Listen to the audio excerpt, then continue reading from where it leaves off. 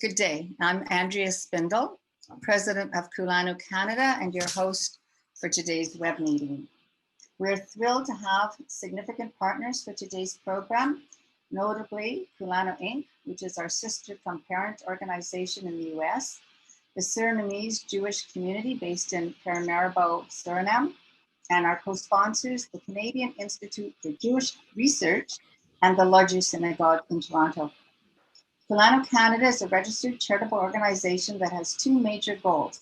One is to support and provide assistance to isolated, emerging, and re-emerging Jewish communities that wish to access Jewish learning and practice. And the second is to educate Canadians about the many small and diverse Jewish communities around the world. Pre-pandemic, we often held in-person educational programs, often with a fundraising component. Since the pandemic, Kulanu Canada's only had one other web program, but we look forward to hosting others. Some of our major projects have included providing funds to enable the Jews of Sefwi Luwaso, Ghana, to purchase smartphones for the purpose of connecting to the Jewish educators and online programs, providing funds to the Beta Abraham in Ethiopia and the B'nai Ephraim in India for communal meals, and contributing to Pesach supplies for Suriname. Today's program features the story of Suriname, and we invite your donations to assist this small, unique, and historically significant Jewish community to continue to preserve Jewish life. You can donate in either Canada or US and receive a tax receipt for charitable purposes. Simply go to the respective website of your country of choice. Kulanu Canada is very small, so I also want to extend an invitation to any listeners who might like to volunteer and get involved with Kulanu. Simply send an email to my attention. That's simply Andrea, A-N-D-R-I-A, @kulanucanada.org, and I will be certain to follow up. Before introducing our speakers, I'd like to invite Bonnie Sussman, Vice President of Kulanu Inc., to say a few words. Bonnie? Thank you so much, Andrea. It's a great pleasure and privilege for us to co-sponsor with our sister organization, Kulanu Canada. As everyone may be aware, Kulanu is now in 33 countries around the world. We represent different sorts of groups, returning, emerging, and isolated Jewish communities. Returning are those that claim to be from the tribes or crypto Jews. Emerging are new communities that found Judaism, and isolated communities are communities that are connected, or older communities like Suriname, and in our ways we try to help everybody. I want to thank everyone for coming and find it's a privilege to learn more about Suriname. I hope once you get in our emails, you'll see the many different kinds of Zooming events we have about emerging communities around the world. And with that, I will turn this on to Jacob. So before Jacob, I'm just going to introduce Jacob. He's one of the founders of Kulanu Canada, and he served as our vice president for 6 years. He also served on the Kulanu Inc. board, that's the US organization, and has been Suriname coordinator for Kulanu, thus bringing news to both Kulanu organizations and building a strong relationship with the Surinamese Jewish community. For decades, Jacob's work as a project finance executive took him around the world, where he met small and isolated Jewish communities in South America, West Africa, and Southeast Asia.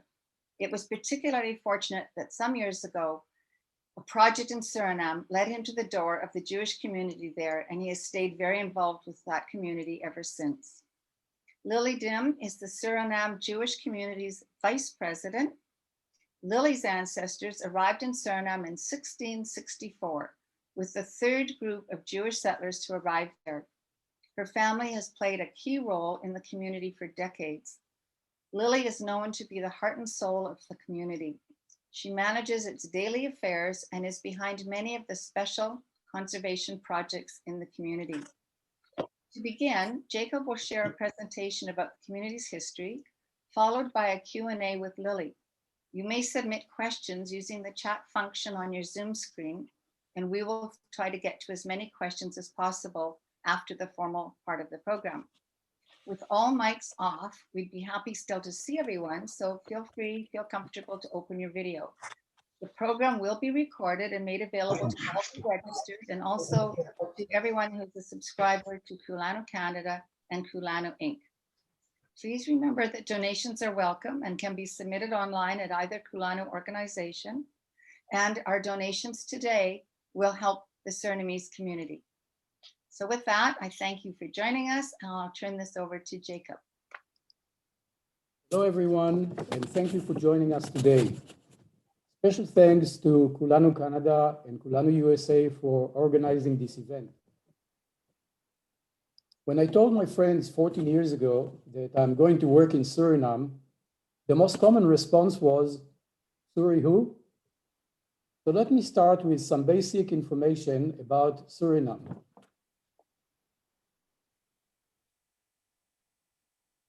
Suriname is one of the smallest and least populated nations in South America. It is bounded by French-speaking French Guyana in the east, English-speaking Guyana in the west, and Portuguese-speaking Brazil in the south. The population of Suriname is about 600,000 people. The capital city is Paramaribo. Suriname is the most ethnically diverse country in South America and the Caribbean. The ethnic groups in Suriname are Hindustanis. They originally came from northern India. They came in the late part of the 19th century to work in the plantations after slavery was abolished. Maroons are descendants of escaped African slaves. Creoles are a mix of European and African descents, and Javanese are the people who came from the island of Java in Indonesia, also to work in the plantation after the slavery was abolished. Then we have a big group of mixed. Mixed is typical Surinamese. The people are getting along so well between the communities, and 14% of the population is mix of all the races above. And then we have Chinese, American Indians, and white. The main religions in Suriname are Protestant, Hindu, Catholic, and Muslim. The Muslim population most of them are from the island of Java in Indonesia. The official language of Suriname is Dutch. Local language is Suriname Tongo. And Suriname Tongo is a mixture of African languages, Dutch, English, Portuguese, Yiddish, and Hebrew. The capital Paramaribo is also known as the Wooden City. It was placed in UNESCO Heritage List in 2002, and there are a few hundred magnificent wooden colonial buildings in the city center. I'll share with you a couple of them just to get the flavor. Okay, so this is the map of where Suriname is. And as I said, it's bounded by French-speaking French Guyana, English-speaking Guyana, and Portuguese-speaking Brazil in the south. This is the distribution of the population of Suriname. The Hindustanis are the people who came from northern India when slavery was abolished. And if you heard me, so those are the numbers if you're interested in statistics. That's the city of Paramaribo. As I said, it is known as the Wooden City, and it was placed on the UNESCO Heritage Site list in 2002. And I just wanted to show you a couple of magnificent buildings, wooden structures in Paramaribo. So this is the St. Peter and Paul Cathedral. As I said, it was built in 1809 as the Jewish theater. It was bought in 1826 by the Catholic Church and constructed as a cathedral in 1885. The cathedral is the biggest wooden structure in the Western Hemisphere, and it's absolutely stunning. Another beautiful, magnificent wooden building is our synagogue, Neve Shalom. And later on, I will share with you the interior of the synagogue. Over 90% of Suriname is covered by dense rainforest jungle and rivers. There are no roads if you want to go to the interior. You need to take a small airplane or to rowed a boat in a dugout canoe through the river systems. The country has very diverse wildlife with many rare species living in the wild. For example, Suriname has the biggest population of wild jaguars in the world. More than 10,000 jaguars are roaming the jungles of Suriname. And if you see in the top right, the blue frog, this one, it's called Okopiki, and you can find them only near a small portion of the border between Suriname and Brazil. That's the only place in the world that they live. And so many other wonderful and amazing species living in the jungles there. In 2009, when I was in Australia, I was surprised to read an article about Suriname in the Australian newspaper. They called the country the Last Eden. I will try to cover 520 years of history in about 40 minutes. So let's start. 520 years ago, in 1492, following the Alhambra decree, the Spanish Inquisition ordered the expulsion of the Jews who didn't convert in Spain. So between 100 to 200,000 Spanish Jews were expelled to Portugal, Italy, Greece, the Balkans, Turkey, and North Africa. And about 200,000 Jews who stayed in Spain had to convert, and they are known as Anusim in Hebrew, Conversos, or Moranos. 4 years later, Portugal introduced its own version of the Inquisition. Expulsion wasn't an option for the Portuguese Jews. It was either convert or die. 90 years later, in 1581, the 4 northern provinces of Holland declared independence from Spanish rule. One of the first things they did was they declared freedom of religion. It was a revolutionary concept at that time. And as a result, in 1600, thousands of Portuguese and Spanish Jews moved to Amsterdam and established the Dutch Jewish community. They enjoyed freedom of religion, but they were not allowed to own land. And Europe at that time was an agrarian society. It was pre-industrial revolution. And no land meant exclusion from wealth. But new opportunities in the New World attracted thousands of Portuguese Jews to the Dutch colonies where they allowed to own land. In 1499, Suriname was discovered by the Spanish, but was never settled. In 1632, the first group of Portuguese and Spanish Jews arrived via Brazil, and they settled in a place called Torarica. They cleared the jungle and started sugar plantations. Later on, Torarica became the first capital of Suriname. In Portuguese and Spanish, interestingly enough, Torarica or Torarica means a rich Torah. So this is the first and last capital city in the world that I know that named after a rich Torah. In 1651, after 2 failed attempts by the British to colonize Suriname, Sir Francis Willoughby founded a permanent British colony. The British settlers came mainly from Barbados, and they lived together with the Jews in Torarica. A year later, a second group of Jews, Portuguese Jews, settled nearby in a place called Cassipora Creek. And in 1664, a third group led by David Nassi arrived from Holland via Cayenne. Cayenne was a Dutch colony, but at that year also, it was the French army attacked Cayenne and took over, and it became French Guiana. Even though the Jews were not allowed to live in England at the same time, it was British policy to encourage as many settlers as possible in the colony. In 1665, an Anglo-Dutch War started on European waters. 5 months after the outbreak of the war, the British decided to grant special privileges to the Jews so they will not leave. And the reason was the Jews had the knowledge how successfully run plantations, and they had very good relationship with the American Indians. Special privileges that the Jews received were freedom of religion, freedom to have Jewish schools, freedom to own land, to have their own court of justice, and to have their own private army. So the rights made the Jews in Suriname the only diaspora community to achieve complete political autonomy before the founding of the State of Israel. In 1667, after 2 years of a war, peace agreement was reached. It's known as the Second Breida Treaty. In Article 3 of the treaty, they talk about kind of a swap of land, where Suriname was handed to the Dutch and New Amsterdam was handed to the British. As you know, New Amsterdam is today's New York. So in retrospect, it seems like the worst real estate transaction ever. But for the Dutch, it was the deal of the century. And the reason was the importance of sugar.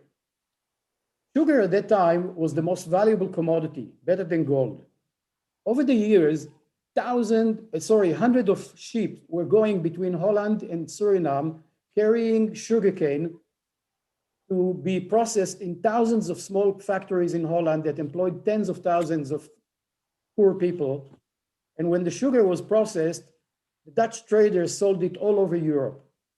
Everyone who was involved in the sugar trade or the sugar supply chain became very rich. So after 15 years of British rule, the colony changed hands. In 1667, the Dutch feared that the Jews will live with the English. So they kept the special privileges.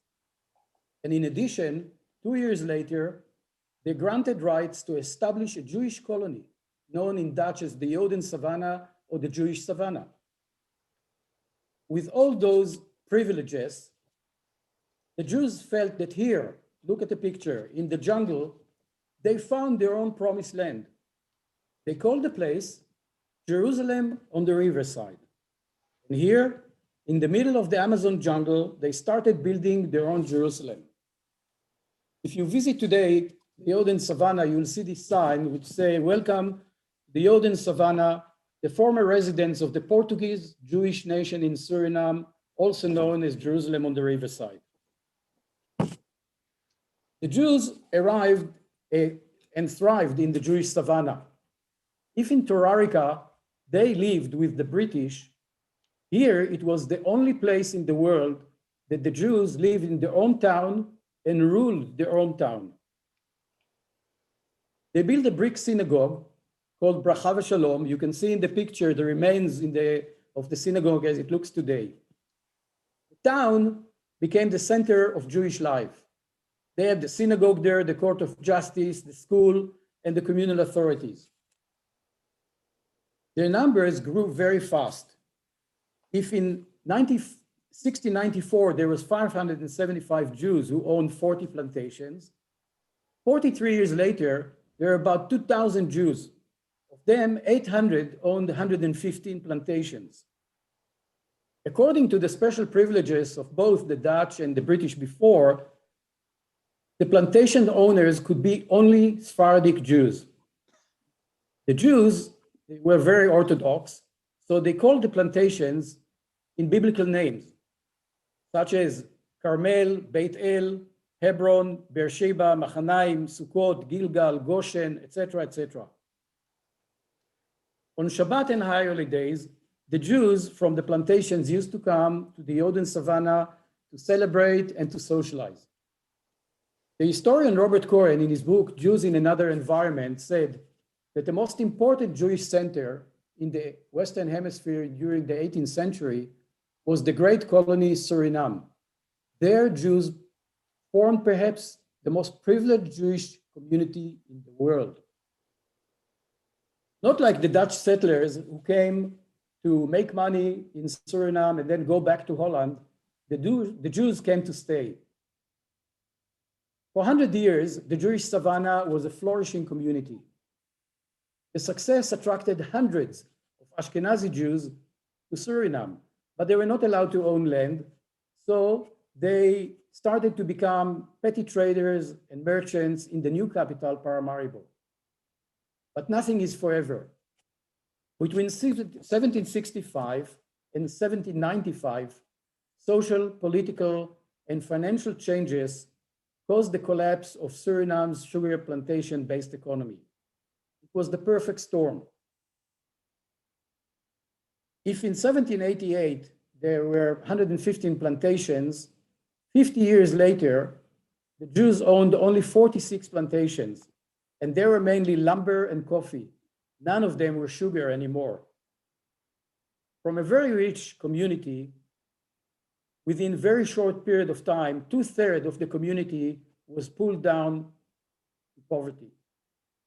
The Jews moved to the new capital, Paramaribo, and the Jordan Savannah continued to be a rabbinical and spiritual center, but only 22 families stayed there, about 100 people. Most of them were elderly and impoverished. The Jews returned to the Jordan Savannah to celebrate the high holidays until September 1832, when a big fire reduced the buildings to ashes, and within a few years, the jungle took over and the place disappeared. Since most of the Jews moved to the capital, Paramaribo, in 1825, the special privileges to the Jews were terminated by the Dutch crown. They lost everything. The Jews now worked in trade as professionals. The Jewish population started to decline and declined fast. If in 1737 we had about 2,000 Jews living in Suriname, by 1937 there are only 790 Jews. And when Suriname got their independence from Holland in 1975, there were less than 500 Jews left, and the numbers continue to decline.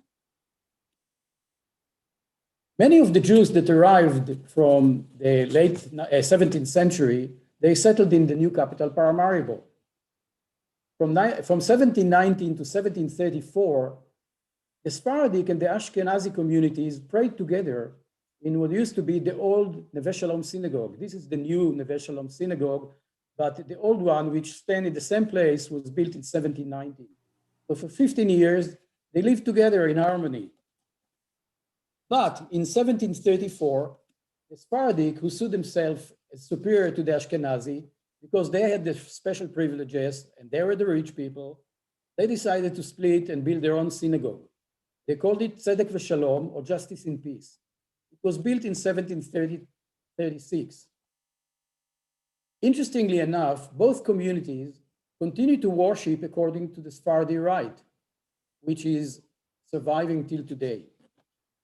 This building, built in 1736, is still standing. It looks like today like this. But in 2009, the content of the synagogue was moved to a replica that was built in the Israel Museum in Jerusalem. That's how it looks like today in Jerusalem. This is the replica of the synagogue, Tzedek v'Shalom, in the Israel Museum. So the Ashkenazi Jews continue to service this synagogue built in 1836. And I will show you the interior of this synagogue. It is beautiful, beautiful, beautiful synagogue. This is how it looks like during services. This one you can see, it is one of the last 4 Portuguese synagogues in the world that have sandy floors. The other 3 are in Jamaica, Curaçao, and St. Thomas. Let's jump to World War II. During World War II, Suriname was one of the few countries in the world that were a shelter and safe haven to Jews during the war. I'll give you 2 examples. In 1938, the entire Sephardi Jewish community of Hamburg, Germany, 150 people, moved to Suriname and survived. In the late 1942, about 200 Dutch and Belgian Jews who fled the Nazi occupation of Holland to the unoccupied section of France, now first deportation to the death camps. And they managed to arrive to Suriname and they survived. And there were many other individuals who managed to arrive to Suriname. All of them were welcome, no question asked. In 1992, the 2 congregations merged. There was no critical mass to continue to have and support 2 separate communities. Once they merged, they also changed from Orthodox to liberal. And the reason, they decided that everyone is welcome. If we look at the community today, there are many challenges, but I wanted just to share with you three of them. First and most important is the demographics. The community today is small. There are only 101 members. They are isolated on two levels. First, geographically. It is not easy to reach Suriname. There are only a few places that you can fly directly to Suriname from. The second one is linguistic. All the communities, most of them, in South America are most of them Spanish speaking, and we are the only Dutch speaking community in South America. So there is a language barrier to communicate between the Spanish speaking communities and us. The community is getting older, and we lost in the last 2 years 11 members. And there's no flow of Jews to Suriname. It used to be in the old days, but today there is only one way direction, and that's out of the country. We lost in the last few years 24 young members. Most of them went to study in Holland, say, and didn't come back. Those who came back, they got job offers in countries that valued their expertise and offered them jobs that they couldn't resist. And some families made aliyah and moved to Israel. The second challenge is the religious leadership. The community didn't have a permanent rabbi for more than 60 years. Luckily, in the last 11 years, we had 2 rabbis, but we'll talk about this in a minute. The second challenge, and one of the most important, is finance. With such small Jewish community, you have 3 cemeteries to maintain, 2 synagogues, so many assets, historical assets that have to be maintained. They cost lots of money. In addition to that, Suriname is going through financial crisis for quite some time. For example, they have 50% annual inflation. Think about it, that you have in January $100, and at the end of the year, it wears on 50, but you don't get raised for your salary. So it's eroded the local currency very fast, and it's a big burden on the community. Keep in mind that 70% of Suriname's populations living below poverty line. So that gives you a little bit of perspective of the country economics. So what are we doing to face these challenges? The community nowadays having a Giur class or conversion class. There are 22 people attending the classes. Classes are ran by Rabbi Menno ten Brink from Amsterdam. They have, until the COVID-19 started, Rabbi Menno ten Brink used to come every couple of months for 7 to 10 days, intensive course, and in between visits, they used to have every week classes with the president of the community, Shul Dong. Then COVID-19 came, but we are so happy that we're starting to do the classes, to continue them now via Zoom every week with Rabbi ten Brink. You may ask yourself, who are those 22 people who want to make conversion? So some of them are married to Jewish partners. They are part of the community, but they're not Jewish, halachically Jewish. Others, they have ancestors who are Jewish. There is a saying in Suriname that if you shake your family tree, few Jews will fall. So those are a couple of fallen Jews from family trees in Suriname. And the third group is people who just wanted to become Jews, and they are attending services for years, holidays, and part of the community, but they didn't have the opportunity to go through Giur, and now there is the chance. So we're very hopeful that this group of mainly young people, once they will complete the Giur and the Beit Din will convert them, they will bring new energy to the community. It's a wonderful news. On the religious leadership, as I said, in the last 12 years, we had 2 short-term rabbis, Rabbi Chaim Beliak from California and Rabbi Shimon Moch. They were outstanding, fantastic for the community and outstanding people. But we cannot afford to have a permanent rabbi in such a small community. So what do? We have 2 Torah readers, and we need help in the high holidays. So we have, thank God, 3 helpers. 2 of them are coming from New York. You'll see them soon.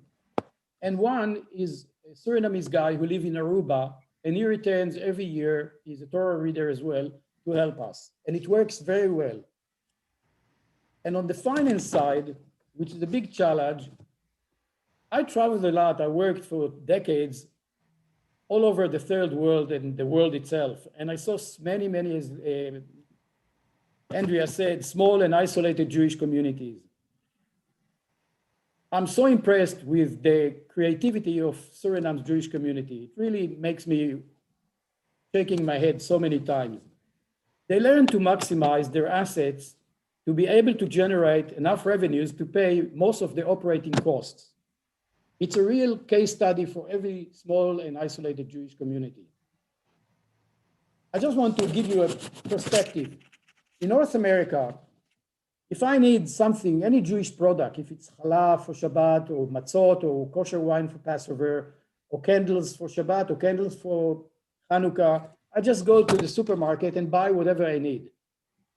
In Suriname, anything Jewish had to be imported. And it costs lots of money. And what do you do when the country is in financial crisis and the government doesn't allow you to have foreign exchange? So you can buy with Surinamese dollars. Who's going to accept this currency that depreciating 50% a year? So this is a big problem that we solved it with the creation of the Chai membership, and I'll explain it a little bit later. I wanted to share with you a couple of pictures how Jewish life in Suriname is really all about. So in the top right, you see this is a Kiddush, Friday night Kiddush. After the service, the community joined together in the small community center that is attached to the synagogue, and we have a community Kiddush. And after that, we have a community dinner every Friday night. It's a tradition for so many years. On the top right, left, you can see Purim Spiel. Below that, it's Hanukkah. And on the right, bottom right, it's the community Seder. Every year for who knows how many years, we have a community Seder of between 150 to 250 people attending, because many locals want to come and celebrate with us Passover.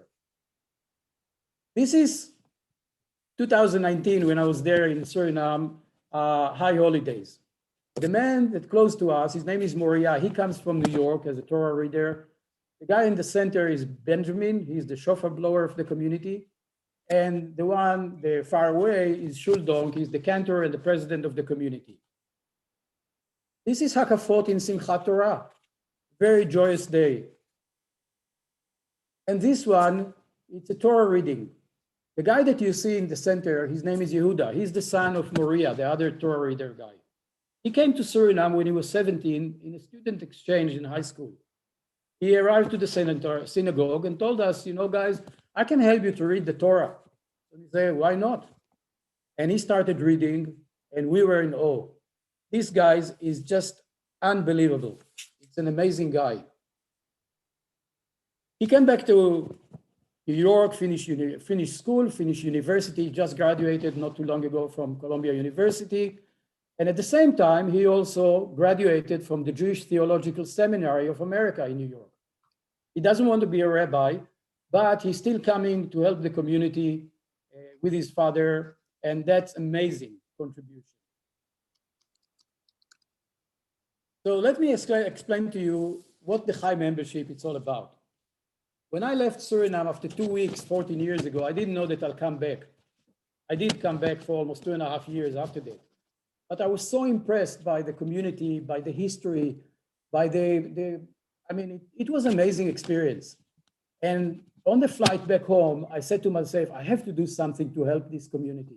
I didn't know how. I was never involved in NGO or in the Chesed committee in my synagogue. And then I thought, while I'm flying, you know what?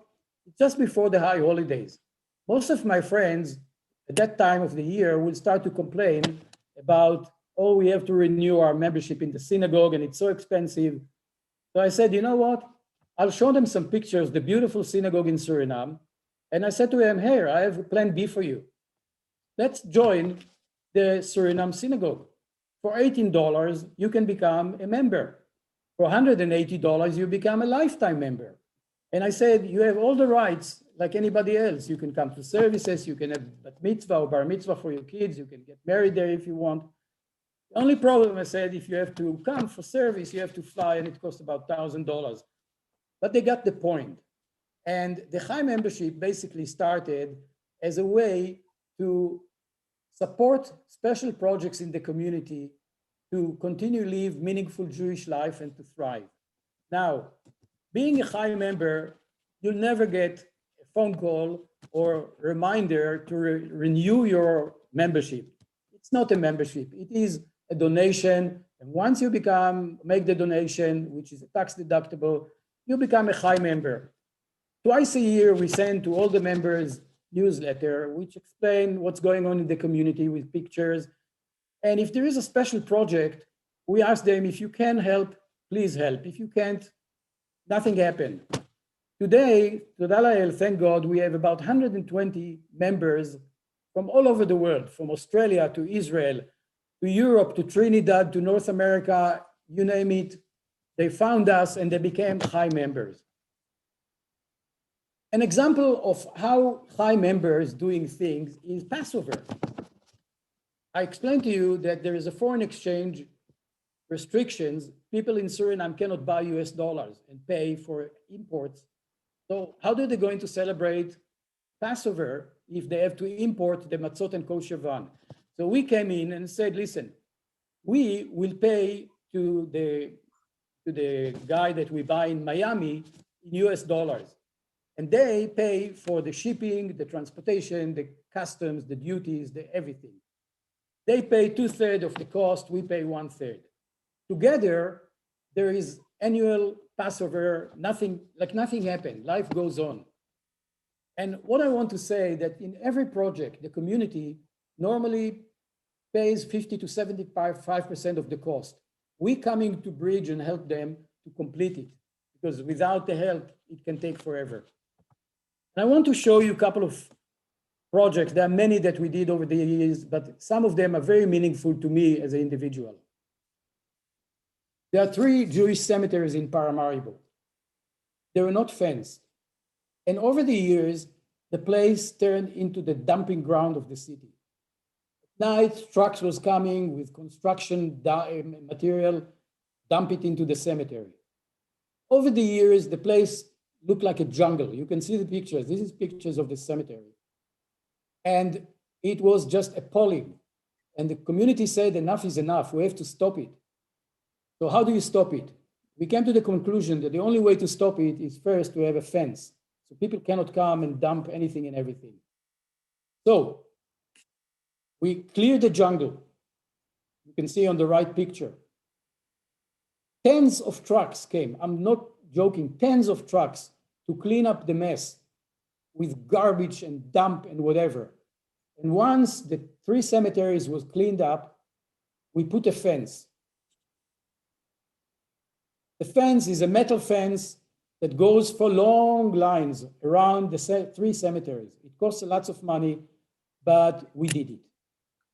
We did it, and if you drive today in Paramaribo, there are many cemeteries because there are many ethnic groups in the city. And you come to the Jewish cemeteries and you say, wow, they look so nice and so clean and so respectful compared to the other cemeteries. People today coming and asking us from other denominations, how did you manage to do it? This is an amazing project. And every 3 weeks, we cut the lawn that will not turn to jungle again. And it costs a lot of money, but it's worth every penny. It's beautiful. Second project is I want to show you. We had one of the most beautiful old structure as a mikvah. It's almost 200 years old. Don't find it anywhere in the world, I think, this kind of a mikvah anymore. But it didn't function for many years because the pipes were broken. Together, we make the money, we fixed it. It's working for more than 10 years now. And anytime somebody wants to go to the mikvah, it's always open. In 2010, with the help of Kulanu from the US, we arranged a birthright Taglit trip to Israel for 16 youngsters of the community. It was amazing. Birthright decided to make a special trip to us only. It didn't mix us with other groups from Holland or other countries. And it was very important to the community. When they arrived to Jerusalem, they visited the Israel Museum. And as they came in, it was the first day that the Israel Museum opened the doors for the replica of the Tzedek and Justice in Peace, a synagogue from Suriname that was open to public. And they're the first one to come to see it. And I'm telling you, it was so emotional because all their parents and grandparents had the bar mitzvahs and bat mitzvahs and weddings in this synagogue. It was amazing. The last project, there are many of them, but I want to tell you only one that we did lately, and for me, it was the most meaningful of all. When I was in Suriname in 2015, I met with the community leadership, and I asked them, is there any projects that you wanted to do, but you couldn't afford doing it over the years? And they say to me immediately, Jacob, it is 70 years since the end of World War II. We always wanted to make a memorial monument for the Surinamese Jews who died in the Holocaust, but we couldn't afford it. It was out of reach from us. And I said, what are you talking about? Suriname is in South America, the Holocaust was in Europe. And they explained to me, Jacob, during World War II, the community, Suriname was less than 200,000 people. There was very few infrastructure. There was no university, for example. So if you wanted to go to have higher education, you had to go to Holland. If you were a trader or a business person, your counterparties were in Holland. If you're a professional, say a doctor or a dentist, and you wanted to learn new techniques, you had to go to Holland.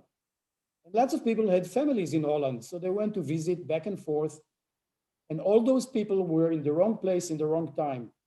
They were gathered like all the other Jews in Holland, sent to the concentration camps and murdered. I asked them how many people, and they said, over the years, we managed to identify 80 names, but we know that there are many more. The problem is that they're all killed with the entire family. There's nobody tell the names. I couldn't say no to such a project.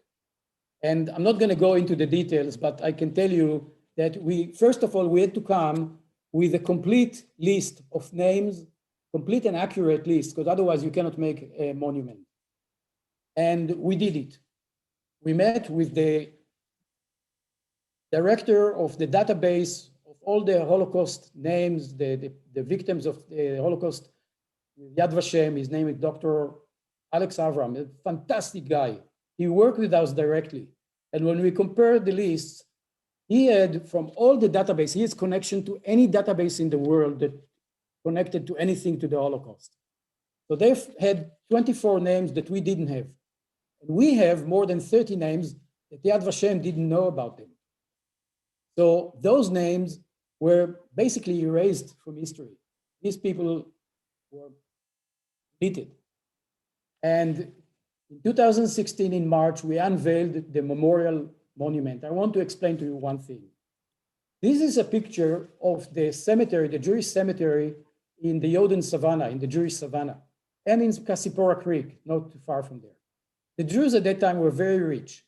So they used to buy the tombstones, they used to buy it in Italy. It was marble. And then it was shipped to Holland to be engraved. And then it was shipped to Suriname for the yahrzeit to be put. And it's so beautiful and it's so rich. And many of them have lots of symbols engraved in. For example, you can tell who the person was, this engraving. So one symbol on the left, it can say this one was a Kohen. It's a Kohen blessing. One on the right, for example, he was a Levi. He is pouring water on the hands of the Kohen. But one of the most common symbols in the cemeteries was a tree fallen by the angel of death or the hand of God. And that refers to the old Jews who lived in the jungles for hundreds of years, life that ended before its time, early death. And our architect said, why don't we use the same fallen trees symbol that your ancestor did for generations, for decades, for generations, in our monument? And as you see at the top, you see fallen trees. All those people died before their time, and that's why we use this monument, this thing. This is how the monument looks like. It's from black granite. It's amazingly beautiful. It shows the name, family name, date of birth, date of death, and the camp where the people murdered. Just like the other Dutch Jews, most of them were in Auschwitz and Sobibor. Those names that were until 1976 erased from history are now remembered every year. In the Holocaust Memorial Day, the community is gathered near the monument. We put flowers, we read the names, we say the Kaddish prayers. And last year, it was very touching. In the Holocaust Memorial Cemetery, International Holocaust Day, we realized, by the way, that so many visitors, there are Surinamese, there are Dutch, there are Americans who came to visit. More than 30% ask us, what is the Holocaust? People have no idea what the Holocaust is. It's shocking, but it's true. So we decided to put a marker that explains in Dutch and English what the Holocaust was. And in that day, last year, we decided to unveil. It was donated by the Jewish American Society for Historic Preservation. Their president, Jerry, is a high member, is an amazing guy. And we invited 4 people to unveil this marker. You can see them on the right. Those people are the last 4 Surinamese soldiers who fought in World War II. Some of them fought in the Pacific campaign, some of them fought in Europe. All of them now are in the late 90s. They are good friends of the community, and they honored to come to honor us and unveiling this marker. So this is very close to my heart, and I'm so grateful that 3 people immediately put up front and said, let's start a project, high members. Jerry from the Jewish American Society of Historic Preservation, a guy from David from Colorado, and Marie Chantal from New York. And in no time, they were joined by about 60 high members who donated whatever they could, $10, $100. And in a very short period of time, we had the money that the community couldn't afford for 70 years. And it's happened within a year. The last thing that I want to talk about, and I'll finish here, is in 2019, in September, October, I came with 2 friends of mine. One is American and one is from Denmark. And with Lilly, the vice president of the community, we did a survey of the 3 cemeteries in Paramaribo, the Jewish cemeteries. And the reason was, we knew that there are so many graves without name. Why? Because the rich people could afford having a stone, beautiful marble stone. The middle class people over the years could have a stone, but the poor couldn't afford it. So what did they do? They put a wooden marker and said, over the years, we will save some money and we'll put a stone, but it never happened. And with the climate of the Amazon, thanks to the termites, those wooden pieces disintegrated. As you see in the left, this is 2 examples of graves. Nobody knows who they are. They are gone. They erased again from history. And we made a survey, and we found about 600 graves in all the cemeteries that are gone, either because they're wooden or because vandalism, when the cemeteries were not fenced. You cannot tell who the people were. They had gravestones, but they are broken and thrown away. So we came with a very practical solution. As you see on the right, we will have a cement post that will never get eaten by termites or by the weather, and an aluminum marker which said, this is the name of the person, date of birth, date of death. That's it. This is from aluminum. It will never rust. And we started doing it now, and we want that every grave in the cemeteries, the Jewish cemeteries, will have the respect, and the people will come back, and if you visit, you know who is there. And this is one of the projects that we're working now on, raising some funds. It is a long project because we'll do it as we get money. We will continue to do it. But I think it's a mitzvah to do such a project. And I will stop here. And I just want to make a short summary before I pass it to you. I want to thank every one of you who joined today this presentation. I hope you learned something about the oldest existing Jewish community in the Americas. I have 2 hopes. One, you will hopefully join to become high members and help this unique community. And the second one is hopefully that when COVID-19 is over, you will come to visit and see in yourself the last Eden. Suriname is one of the most unique and beautiful countries that I know, and you will meet the oldest existing Jewish community in the Americas, as I said, that against all doors continues to live meaningful Jewish life in the Amazon basin. All this couldn't happen without strong, passionate leadership. The president, the vice president of the board of directors of the community are outstanding people. And I will pass the torch to Andrea again to introduce the rest of it. Thank you. Okay, so what we're going to do now is I'm going to call on Lilly. Lilly, unmute yourself. I have some questions for you, Lilly, and then we'll see if others in the audience would like to ask questions. And what I'd like to say right off the bat is for those of you who have the time, it is, it's only about 8 minutes to 2. We can go on longer. I'm quite prepared to keep the Zoom meeting open, and if everybody would stay with us, you're more than welcome, and we'll continue at least for 15 or 20 minutes if that's comfortable for people. Okay, but we'll ask you to stay on mute and just to type your questions, and Lily's going to respond. So a couple of things came in through the chat line already, Lilly, and welcome. Lovely to have you with us. One of the questions. Hi.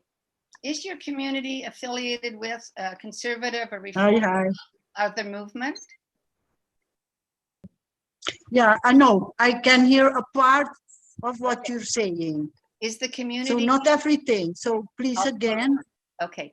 Is the community conservative or reform? Is it affiliated with a Jewish denominational movement? We are liberal. Right. We are, I don't know what reform is because reform is from the US. Yes. Yes.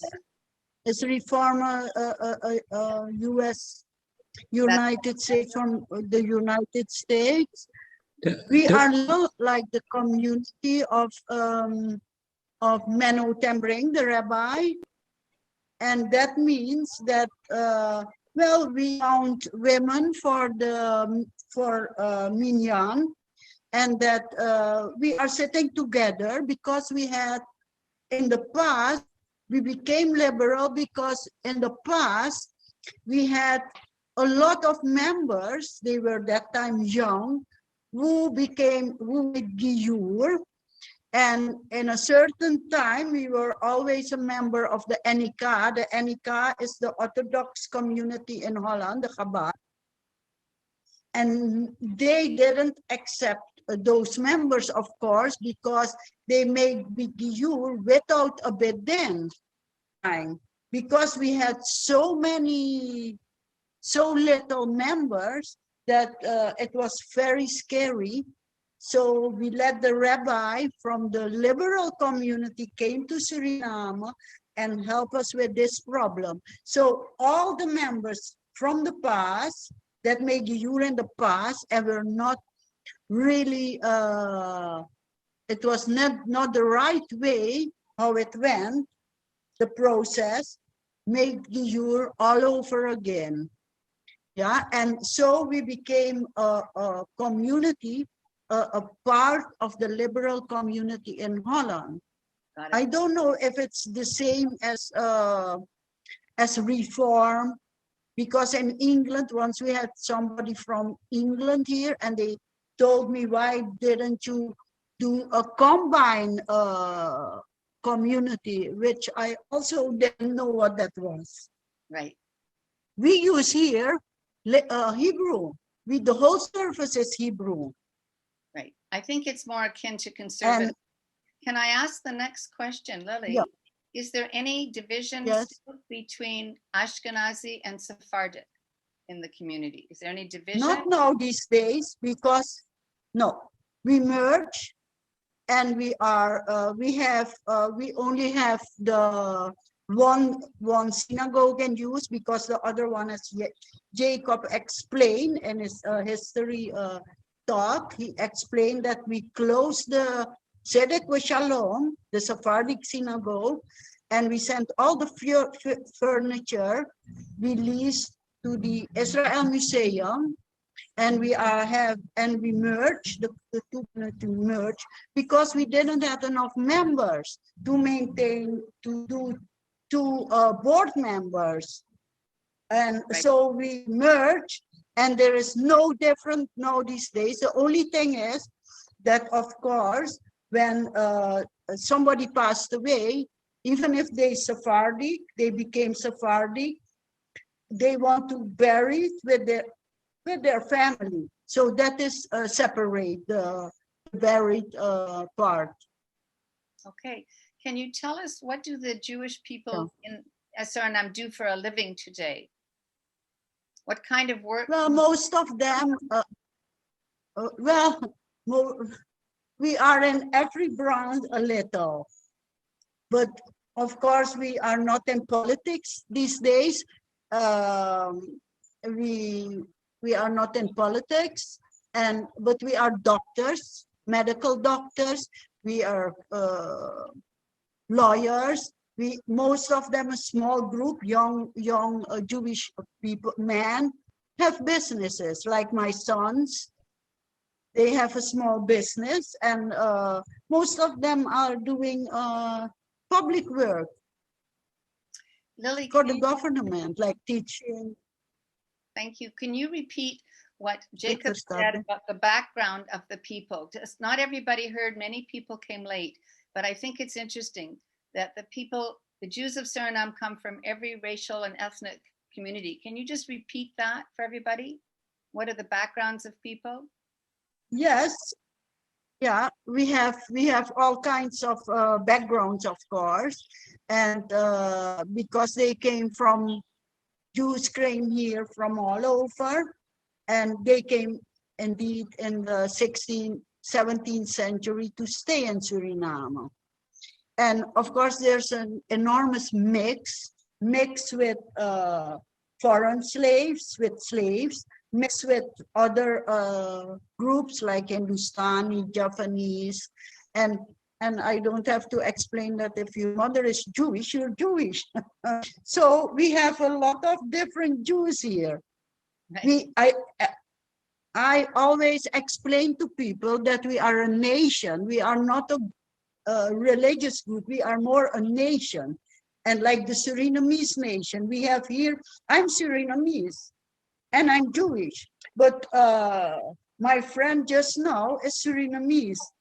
And she's not Jewish, but together we are one nation. And it's just like our synagogue, our community. We have everything. Okay. All kinds of people. Okay. Several people have asked about visiting. And I think if Jacob wants to organize a tour, we have enough people today to organize that tour, Jacob. So I'm encouraging people to send me the email that I will pass to you. The question is, what's the best time of year to visit Suriname, Lily? When would be a good time to visit? Post-pandemic, of course. Yeah. I think the best time is in the holiday season, and the holiday, if it starts raining, we have here big rains, muson rains. And then you cannot visit the interior. You cannot go to the jungle. But in the dry season, like in the holiday season, when it's September, October, yeah, July, October, we have beautiful weather. Okay. And you'll be able to see, to go in the jungle. And where can to visit the savannah, to visit or. Can people Excuse stay me? at the guest house? One more time. Can the individuals stay at Yeah, we have a small apartment where about 2 families can stay. We can arrange everything. We can arrange that people can stay at families. Great. Okay. I mean, 2 families can stay in my house. Okay, they're coming. One of the pieces of information that I want to share is you have many ancient relics and artifacts, Judaica. Is the 18th century Sefer Torah still in your community?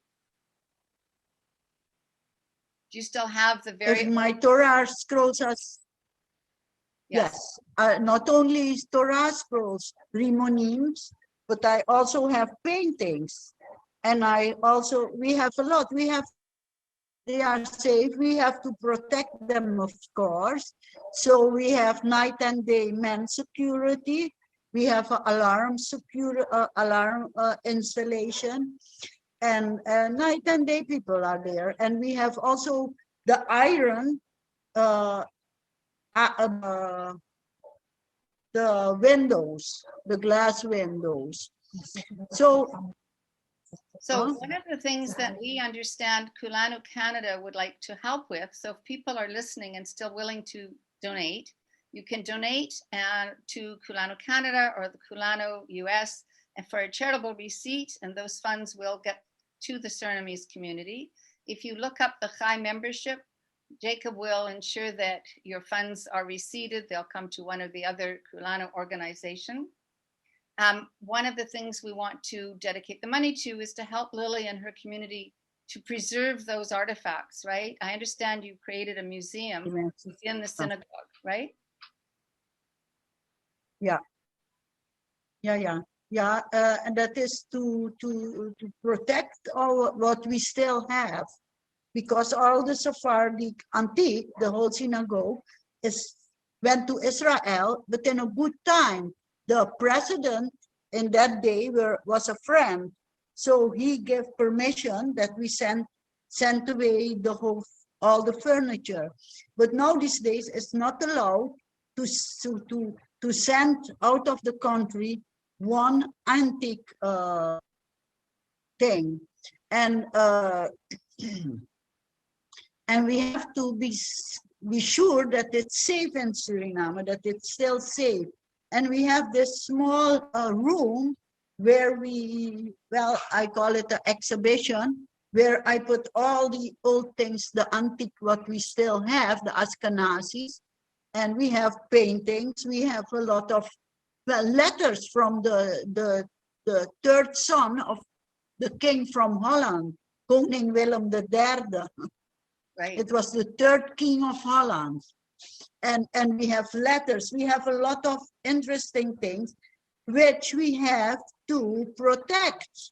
And that is the whole reason why I want to make a little more space to exhibit, to put all those things in, because I think they are safe and they are registered, except what we have there. So nobody can take it home.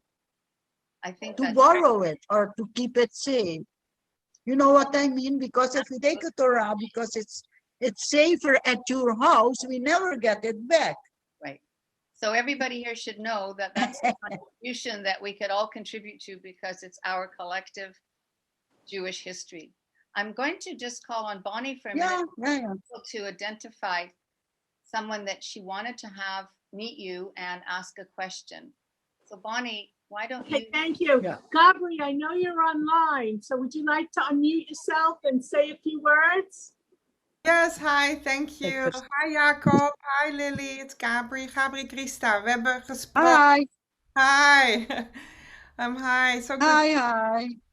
I just wanted to say hi. I'm my family is from Suriname.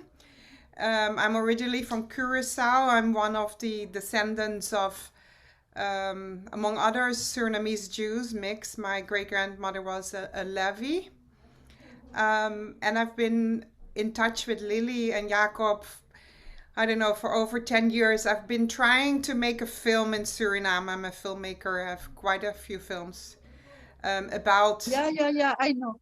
You know, no, other people don't know. So I can remember, yes. Yes. Ik heb nog niet opgegeven. Nee, geef niet op. Don't give up. Ik geef niet op, echt niet. So just wanted to say hi and thank you for doing this. I'm again busy, as when this is over, I got a little bit of money, so I know I will be coming this time. Oh, wonderful. Well, I film and I will let everybody know, and that's also how I met Bonita, and if I can help in any way. Maybe you'll help make the tour happen, right? Yeah. Oh yeah, happy to do that. Yes, I can totally do that. I'm in New York. Yeah, and we have a new ambassador of Holland. You never know that he won't give a little bit money for your film. Yeah, I've gotten other money. Last time with Lilly, we tried to get money from the ambassador for the Dutch cultural heritage because it's a cultural heritage site, but I needed matching money, we didn't get. I'm also a professor at Barnard College, Columbia University. So through Barnard, I got a little bit of money and hopefully more. And with that money, hopefully when this is over, but I have good faith. I think the time is now to get more people to know this community and also help preserve it because it's a very potent history and important. And the old Jacob said that. So thank you. Thanks, Bonita. I want to thank everybody. I'm going to just thank everybody. Thank you, Lilly, so much for connecting with us and bringing us into your home. This is very special. I hope that many will come to visit you. I would personally love to meet you in person. And Jacob, thank you for the wonderful presentation. You're always passionate. This is important work that you're doing. So on behalf of Kulanu Canada and Kulanu US, and there's Bonnie and Jerry Sussman. Hello.